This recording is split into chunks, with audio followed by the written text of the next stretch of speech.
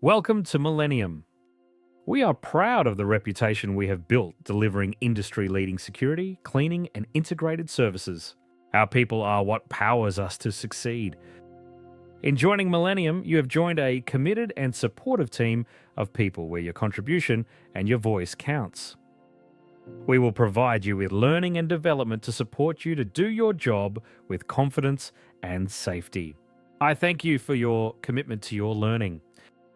Our learning and development program includes these Millennium People Hub online courses, face-to-face training, interactive toolbox talks, and educational courses.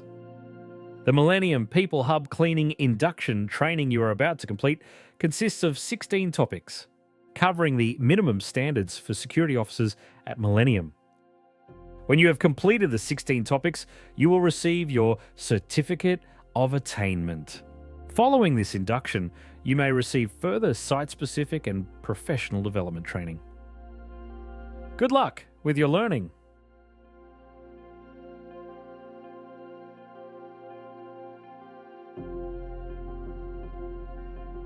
This section has been designed to provide you with an overview of what is expected of you as a security officer when providing customer service. Customer service and security. The customer service equation. Who are our customers? Examples of good customer service? The thing is, you work in a retail or commercial environment. If you were providing cleaning for a warehouse or factory after hours, sure, you wouldn't need to provide any customer service. Your job would be to make sure that facility was secure. But working in a retail or commercial environment means you are one of the key points of contact between the general public and the asset itself. Working in retail or a busy commercial environment means you deal with the general public and significant tenants. No two shifts will ever be the same. And let's face it, that's the exciting part of your job. During your career at Millennium, you will undergo various types of customer service training, both online and face-to-face. The reason for that is because not only is it a big part of our jobs, it's also what and how we are measured by our clients. Customer service is how we keep the contracts we have, but it also is what sets us apart from our competitors. We want to be known not just for our expertise in security, but for the fact that we understand retail and commercial assets, and we deliver outstanding customer service. When we talk about your center, we also mean your building, site, or venue, wherever you work. Who are our customers? Think about customers coming from two groups, internal and external. An internal customer is someone from within our company, Millennium. That means it could be one of the account managers, other cleaning or maintenance staff, or someone from head office. An external customer is someone from outside our company. The types of external customers you will come in contact with are the general public visiting the shopping centre, tenants of the centre, centre management, suppliers of products, emergency services. Internal and external customers will have different expectations of what is meant by good customer service. The customer service equation. By knowledge, we mean knowing your centre or site. Where are stores tenants located? Local transport? Parents' room? Amenities? Knowledge is also being aware of what is happening in your centre or site. Are there any events on? Are sections of the centre undergoing repairs? By attitude, we mean having a can-do mindset and anticipating the needs of others. A can-do mindset is a willingness to help others. Attitude is also about being polite and courteous at all times, even under stressful situations. If your centre or site knowledge is excellent and you have a can-do mindset, you will be providing fantastic customer service to both internal and external customers.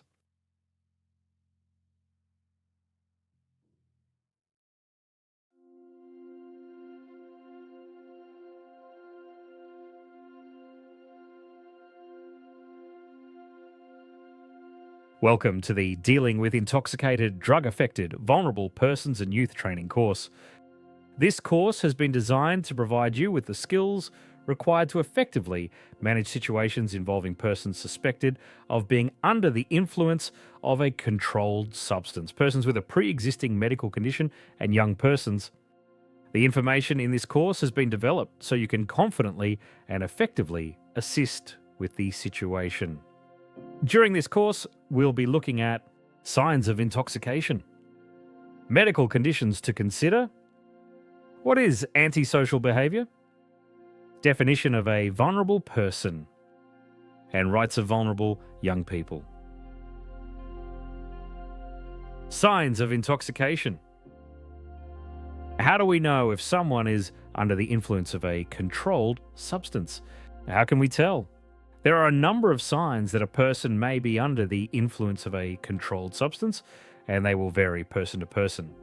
The signs may include euphoria, excitability, drowsiness, sedation, headaches, impaired judgment, attention and memory, slurred speech, nausea, vomiting, disorientation, confusion, delirium, reduced inhibitions, dizziness, poor coordination, blurred vision, muscle weakness, lethargy, agitation, aggression, hallucinations, delusions, decreased level of consciousness.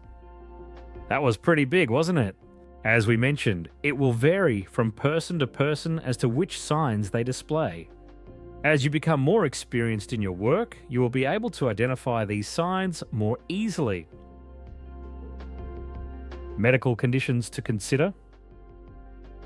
We also need to consider that there is a possibility that a person displaying signs of intoxication or aggressive antisocial behavior may suffer from a pre-existing or emergency medical condition, such as various forms of mental illness, including schizophrenia, diabetic crisis, or stroke. So, before jumping to conclusions, it is important to weigh up the facts before determining how you will deal with the person.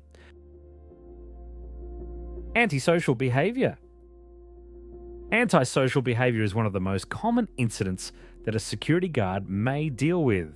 Managing antisocial behavior often requires guards to think quickly on their feet, ensuring the well-being of those around you. Millennium adopts a hands-off policy on all sites. This policy is put in place to protect all parties. After assessing a person's condition, if it is deemed necessary to remove them from site, politely ask them to leave. Do not physically force them. Physical interaction with a person in such situations must be considered an absolute last resort and should only be invoked when a threat to harm persons or property becomes likely. Refer to powers of arrest for further information. As always, if you have any questions, please ask your supervisor or area manager. Who is considered to be a vulnerable person? In our work, we also deal with vulnerable people. A vulnerable person is someone in need of special care, support, or protection because of age, disability, or risk of abuse or neglect. These people may need your support in a number of ways, and it's important you understand their rights and keep these in mind. Rights of vulnerable and young people. Vulnerable young people have the same rights as everyone else. On occasion, when security is required to work with young people or people with a disability, it is imperative their rights are considered. These include a right to retain their dignity. Adopting a hands-off policy on all sites ensures that situations such as public humiliation are avoided. A right to be heard. Allow them to have their say. Do not always assume they are guilty until proven innocent. Consider their situation. Sometimes a person suffering from a mental illness may not be aware of their behavior. How we speak to youth. When speaking with youth, it is important to speak firmly. However, they must also be addressed in a courteous manner at all times. It's simple, really. Treat everyone you encounter in your daily work with respect and dignity. You can speak with authority while still being professional and not heavy-handed. Importantly, remember the hands-off policy unless it is absolutely necessary.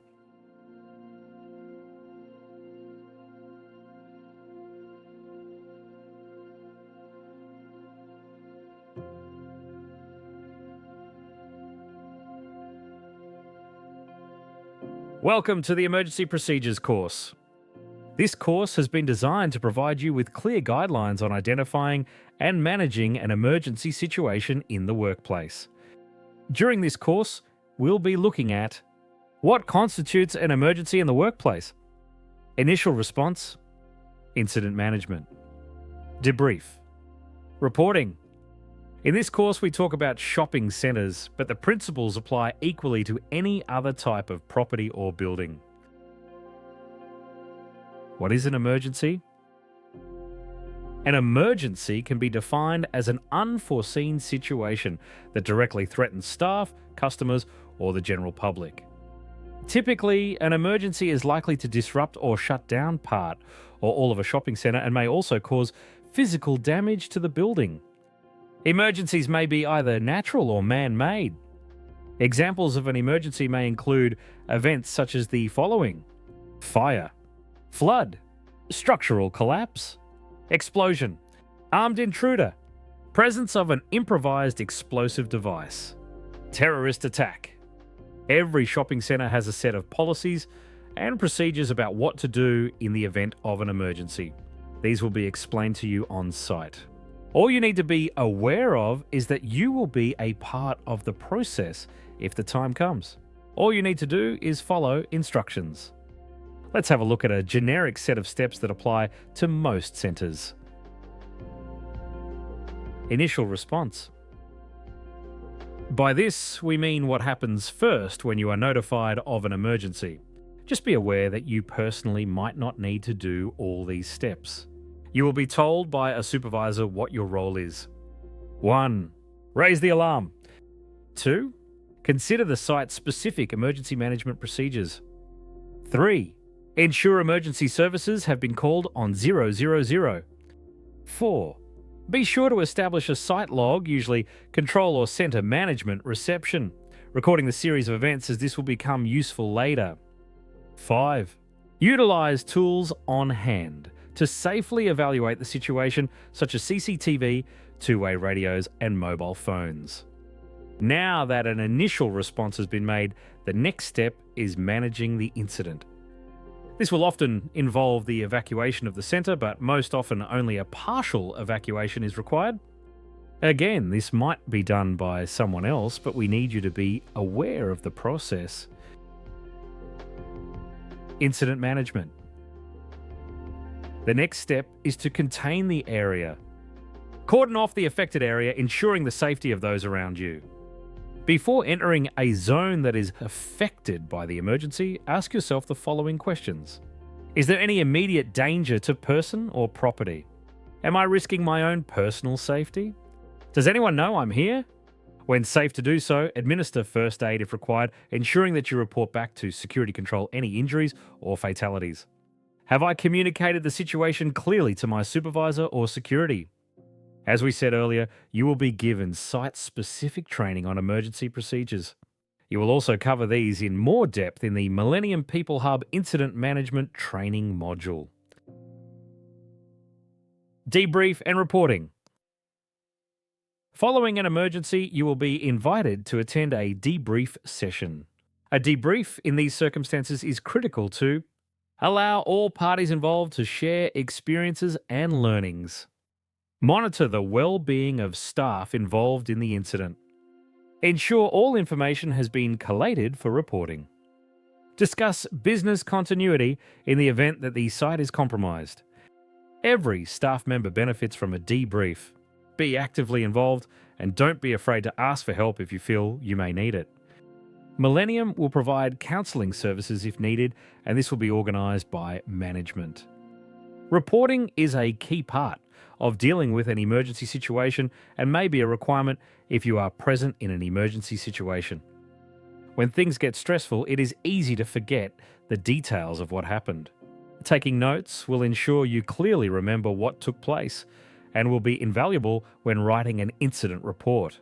Refer to your notes when completing your report. Accuracy is key, and if needed, liaise with other team members involved in the incident. Your report should include the following details. Time. Description of the emergency. Actions taken by you. Details of any injured persons.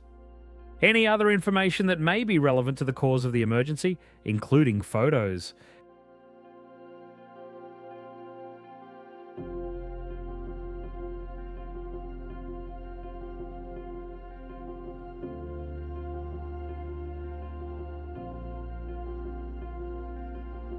Welcome to the General Induction course. This course has been designed to provide you with a general overview of how we work at Millennium. The course is about the operating systems on each site and the associated policies and procedures. In addition to this general induction how we work, all Millennium staff will be required to undertake a site-specific induction detailing site requirements and client expectations in more depth. During this course, we will be looking at client expectations, legal requirements, governing policies and procedures, health, safety and environmental roles and responsibilities, risk management, and training and competency. Before we get started, it is important to remember that although you are first and foremost an employee of Millennium, and as such, you need to be aware of and abide by our policies and procedures. Once you step foot onto a client's site where you work every day, you need to abide by their policies and procedures too. And one last thing, when Millennium sign a contract with a client, we are agreeing to all the terms on the contract.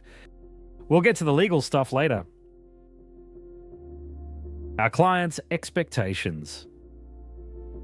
When Millennium enters into a contract with a client, not only do we have to abide by their policies and procedures, that's a given, we must also deliver on a number of key performance indicators to honour the contract service agreement and meet the client's expectations. KPIs are how our job is measured. An example of some KPIs might be patrols routinely completed in accordance with site standard operating procedures, responding to emergencies within agreed timeframes, demonstrating a consistently high level of client satisfaction, personal presentation and communication standards of guards, accurately recording incidents, minimizing workplace injuries, the highest level of customer service. Our business is run ethically, us to deliver the services we agreed to, fulfill what is agreed to in the contract. Speaking of contracts, let's have a look at the legal stuff. This is important for you to understand because it is why we operate the way we do. Legal requirements.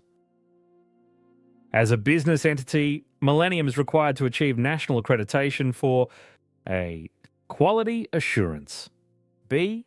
Environmental management, C. Occupational health and safety. These individual accreditations are governed by the following Australian and international standards. Millennium's business systems governing policies, plans, manuals, and standard operating procedures are designed around compliance with these national standards to manage risks associated with business activities. Governing policies and procedures. On each Millennium site of operations, you will have access to manuals containing all Millennium policies, plans, and SOPs. During your site-specific induction, you will be shown the location of these manuals for your reference as required. As a Millennium employee, it is your responsibility to be aware of the contents of these documents as they will explain how to perform your duties on a daily basis. The documents are reviewed annually and updated as required to ensure accuracy because our work environment is constantly changing. Millennium's SOPs are written to complement the governing policies and procedures of the client to ensure compliance with risk management standards and the contract service agreement. Health, safety, and environmental roles and responsibilities. Under workplace health and safety laws in each state, every employee has a responsibility to manage health, safety, and environmental risks associated with their role and responsibilities, including their own health and safety. These health, safety, and environmental roles and responsibilities for each position of employment are listed in both the Millennium OH and S Manual and Environmental Management Plan. You should be aware of your HSE responsibilities for your specific job to ensure you meet your duty of care responsibility and comply with regulatory requirements. We don't want to frighten you too much. But in the event of an incident reportable to the regulator, a Millennium employee who is found guilty of negligence and failing to fulfill their duty of care could face both criminal and civil litigation. Risk management. During your day-to-day work, you will be required to help in the management of risks associated with the site on a daily basis. The management of risks will include hazard observation and reporting, notifying the appropriate person about the hazard, implementing the most appropriate controls to eliminate or reduce the level of risk, respond and investigate an incident to determine why the incident happened. Public liability and regulatory compliance are key concerns for both clients and Millennium. It is vital you incorporate the risk management principles into your daily work activities to increase and maintain Millennium's level of compliance to risk mitigation. For example, you notice on your regular foot patrols that a particular entry to the centre is susceptible to water getting trafficked a long way down the mall when it is raining and windy, causing a slip hazard. You also notice the entry mats are inadequate. You report your concern to your supervisor and recommend a larger entry mat. You also make sure whenever it's raining that the wet weather procedures are being followed.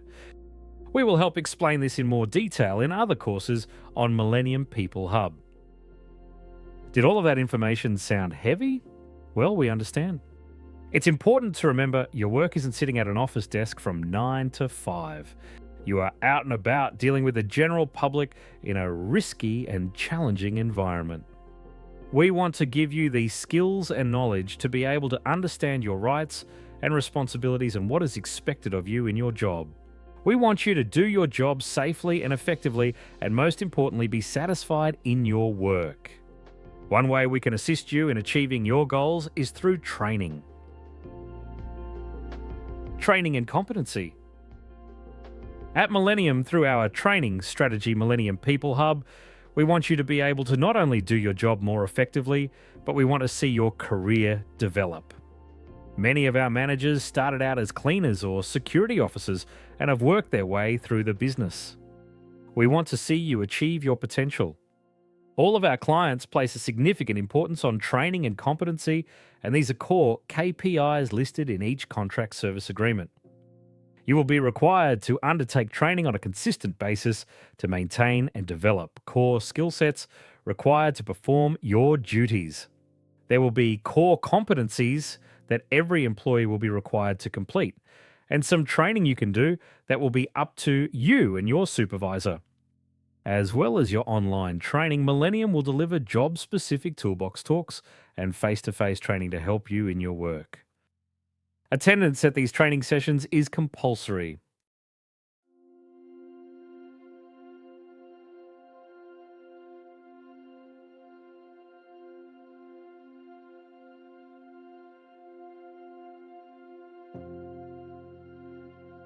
Welcome to the Incident Management course. This course has been designed to give you the knowledge of what your responsibilities and duties are before, during, and after an incident takes place. During this course, we'll be looking at principles of incident management, types of incidents requiring response, my role before an incident, my role during an incident, my role after an incident.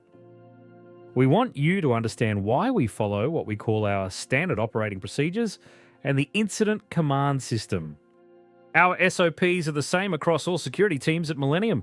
Then we have site-specific incident management procedures that your supervisor will explain to you. The 3 C's. This site-specific response is referred to as the incident command system. The ICS ensures there is clear 1. Command of personnel. This is a hierarchy of decision makers made up of center management and the Millennium site manager. It is a chain of command, i.e., who reports to whom when incidents occur. 2. Control. This is the plan of what activities need to happen for an incident to be managed. At your site, you will find an emergency response plan, which outlines who is responsible for activities and coordinating resources in the case of an incident occurring. 3. Coordination brings resources together to ensure incidents are responded to and recovery takes place that is applicable to the circumstances of the incident. Types of incidents. There are many types of incidents that occur, and they will vary from site to site. Some examples are fire, bomb threat, lost child, assault. All Millennium security officers need to be aware of the types of incidents they could encounter during a shift and their responsibilities in response.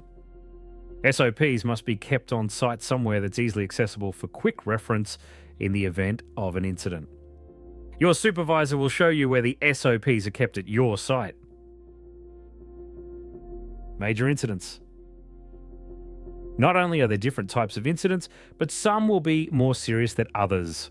How you respond to an incident will also depend on how serious it is. Let's have a look at some serious incidents we call major.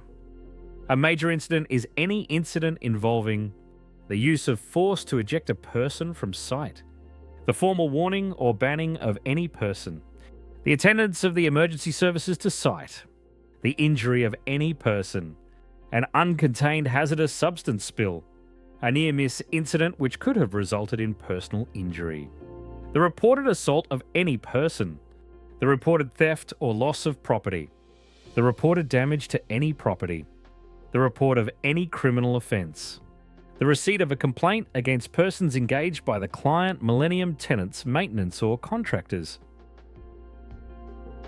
Roles during an incident. Before an incident happens, the key here is that knowledge is power. The best outcomes in dealing with an incident happen when you as a security officer have the knowledge and confidence to be able to deal with a situation quickly and appropriately. So when we talk knowledge, we mean understanding the SOPs and the ICS and knowing your site back to front. Number 1, first response. When an incident happens, the first responder will act on information provided about what has occurred. It is essential all information available is relayed to the security guard to ensure the response is appropriate to the situation. When responding to the incident and moving to the location, the security officer must mentally process the information provided and work out their course of action upon arrival. This will prepare the first responder for what they are about to encounter and help identify any potential hazards. Number 2, scene assessment. Although you approach the scene with a sense of urgency, you as a security officer must keep composed and be aware of what's going on around you. When you get to the scene, it is important for you to approach slowly so you can take in the environment and determine if any threats or hazards exist which could cause someone harm. An example of a threat could be a friend of someone who has assaulted another person or is causing a disturbance. A hazard can include a fluid spill, live power lines, broken glass, biohazards such as blood. When a first responder assesses the scene, they can identify who the people involved in the incident are and whether further assistance is required, either backup from a colleague or first aid. Number 3, communication and escalation. When you assess the scene, it's essential you as a security officer communicate via the control room your observations and escalate control of the incident response to the appropriate site incident commanders. The nominated site commander will then escalate to the respective emergency service if required for their attendance. As the incident response escalates, so does command of the response and control of resources. Number 4, scene containment. After you have assessed the scene, the next step is to secure the area and control who enters and/or departs the contained area. Scene containment is necessary for a number of reasons depending on the circumstance. These can include to prevent others from getting injured, to preserve evidence, or to maintain control of the area until the arrival of the emergency services. SOPs are to be followed for guidelines on how to contain a scene. Number 5, handover to emergency services.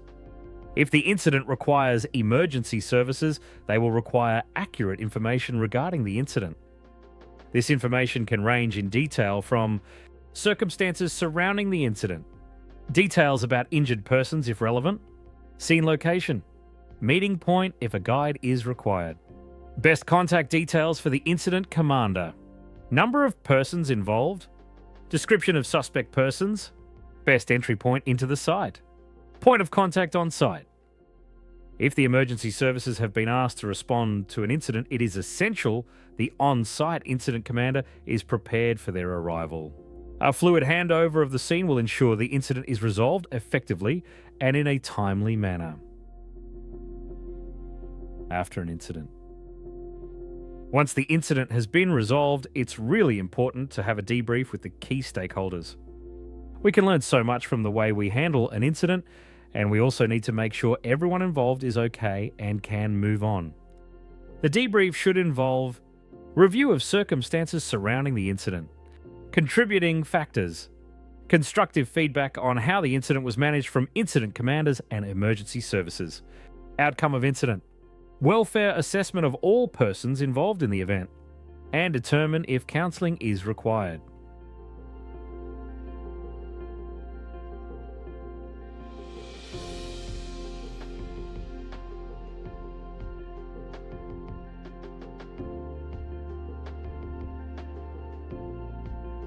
Welcome to the Incident Reporting course.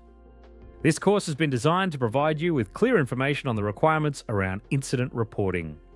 During this course, we'll be looking at the do's of incident reports, who will see incident reports, information to include, CCTV,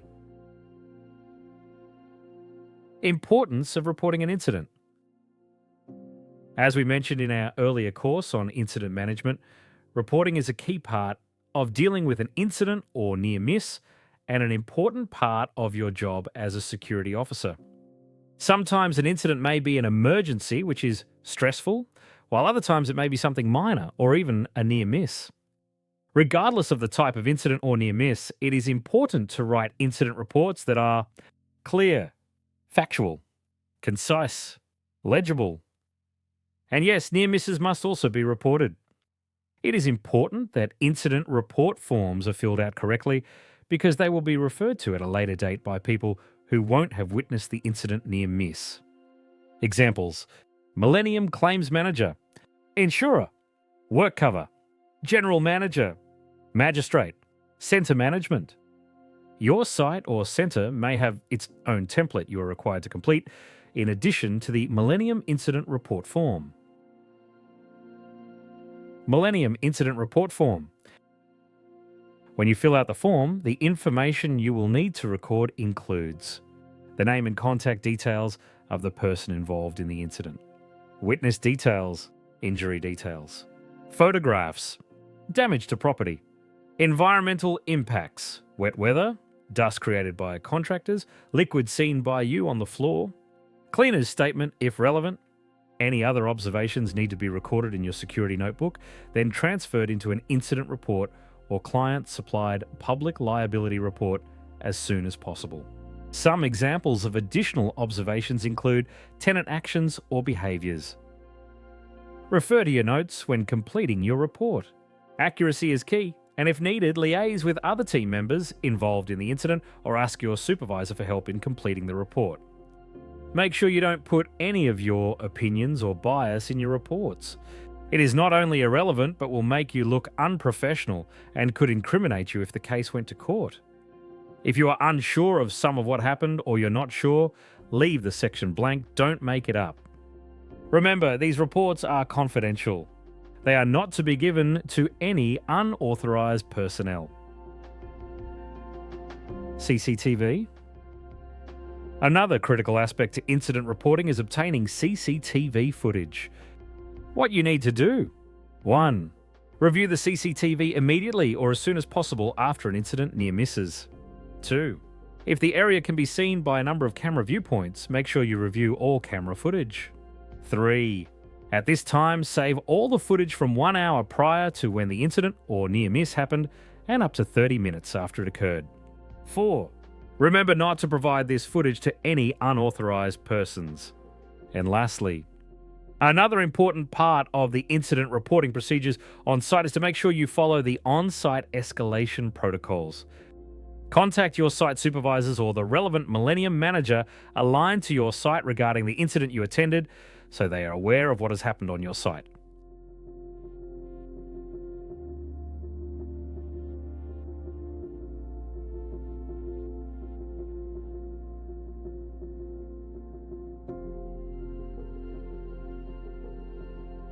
Welcome to the Media Guidelines course. This course has been designed to provide you with a clear understanding of the importance of following strict adherence to the company's and our clients' guidelines in relation to the media. During this course, we'll be looking at why you may be exposed to requests from the media, our clients' instructions and Millennium's policy on dealing with the media, how to deal appropriately with requests from the media, a true story, why you may be exposed to the media. When we talk about the media, we mean a journalist or broadcaster working for a local newspaper, national newspaper, radio station, or television network. Working in a busy environment like a retail shopping centre means you'll be exposed to all kinds of human behaviour and interaction. Some good and some not so good. Sometimes things that happen in your shopping centre that may be considered newsworthy. You may get asked to provide details or comments on events that you have either witnessed or have some knowledge of. We want to give you the tools and knowledge to be able to deal with the media if they approach you. Clients and company policy. Our clients and Millennium work hard to maintain our reputations. A good reputation is very hard to establish but can be ruined in an instant. Loose talk, no matter how well-intentioned, can seriously impact the lives of others and the reputation of our clients and Millennium. For that reason, both our clients and the company have a strict policy of dealing with media requests through the appropriate channels. For you, this means not talking to the media. This is non-negotiable, and failure to comply with this requirement could lead to disciplinary action being taken against you. How to deal with requests from media.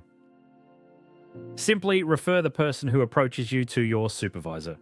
If you are pressured to make a comment, politely explain that you are not authorized to make a comment. If you are a supervisor, request the person identify themselves. For example, by requesting their business card. Ask them the matter they are inquiring about and if they have a deadline. Explain that their request will be passed to the appropriate person for a response. Follow the normal escalation procedure, both to client, center management, and within Millennium, your direct manager. Above all, say nothing that would prejudice you, our client, or Millennium, and never hand over documents, files, or any confidential information, no matter how persistent the request. A true story. A customer at a shopping center had a fall, and 2 days later, a Millennium security officer was approached by someone he didn't know, asking whether he'd seen the fall. He was putting a lot of pressure on the security officer to talk about the incident.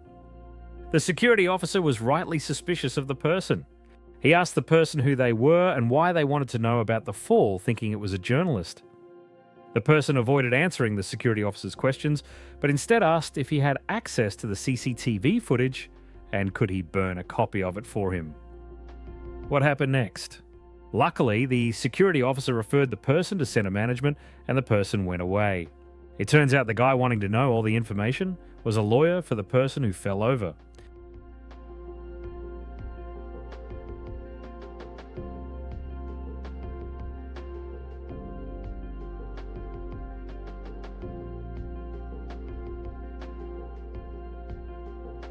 Welcome to the patrolling course. This course has been designed to provide you with a key understanding of effective patrolling. During this course, we'll be looking at why patrolling is so important, front of house patrolling, back of house patrolling, after hours patrolling, threat assessment.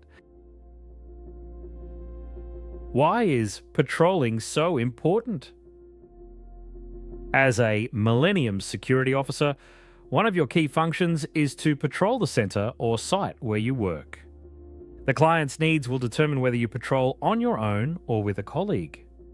The reasons patrolling is such a key part of our role are so we are visible on site and deter crime, enables us to communicate on the floor with customers and tenants of the center, so we can identify risks and hazards before they become incidents, protect the general public and the client's assets. To the average person entering a shopping center, they probably think a security officer is merely checking out the latest shops. What they don't understand is all the things you are watching out for when you patrol. Patrolling is a skill and something you as a security officer will develop over time. Conducting a patrol. Front of house. As we said earlier, Millennium security officers are expected to conduct regular patrols of building areas for the detection and prevention of any undesirable or criminal behavior. Front of house patrols. You should maintain a visible presence when conducting front of house patrols. Patrols should be methodical and cover all the required areas.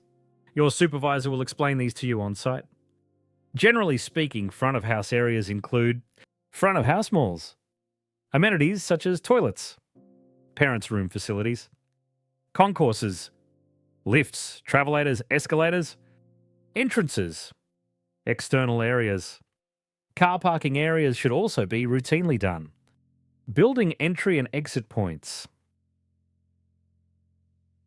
Back of house. Millennium security officers are expected to be proactive and conduct regular patrols of back of house locations. Back of house locations include loading docks, passages, stairwells, plant rooms, storerooms at rear of retail areas, public and staff toilet areas, open areas, goods and services lifts. Please note, security officers should only enter a back of house area after notifying the control room or supervisor and maintain regular radio contact reporting any hazards or general occurrences. This is for your own safety. Stay vigilant. When you are patrolling, you should be looking for any potential hazards.